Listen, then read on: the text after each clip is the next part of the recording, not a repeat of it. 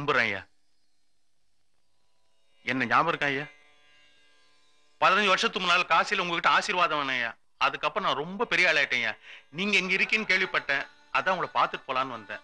ஐயா, அடியனுடைய காணிக்கை. என்ன இது?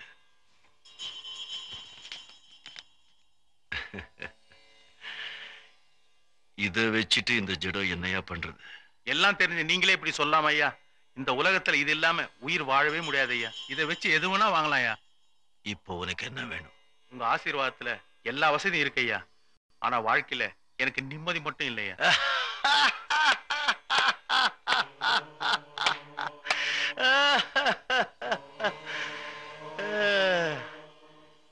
இத வச்சுட்டு உலகத்துல எது வேணும்னாலும் வாங்கலாம் சொன்னீங்க. நிம்மதியை வாங்கிக்கலாமே ஐயா. எல்லார் பணத்தையும் நீயே வச்சுக்கிட்டா நிம்மதி எப்படியா வரும்?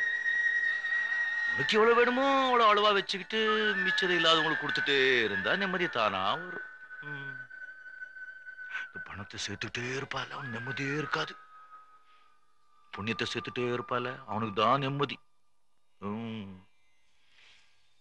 ஆமா, வரும்போது ஒண்ணு கொண்டு வரல, போகும்போது ஒண்ணு கொண்டு போக போறது இல்ல.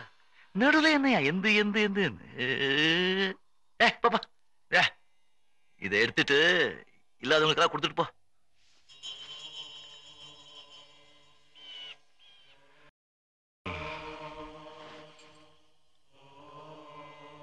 என்ன வேணும்?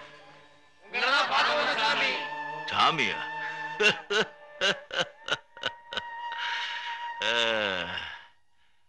பாத்துட்டீங்களா? போங்க போங்க, உங்க வேலையை பாருங்க. அதான் சாமி.